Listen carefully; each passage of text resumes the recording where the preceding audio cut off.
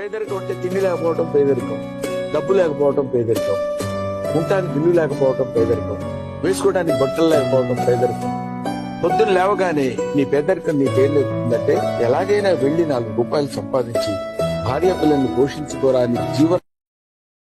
పేదరికం అంటే తిండి లేకపోవడం పేదరికం, డబ్బు లేకపోవడం పేదరికం, ఉండటానికి ఇల్లు లేకపోవడం పేదరికం, వేసుకోవడానికి బట్టలు లేకపోవడం పేదరికం.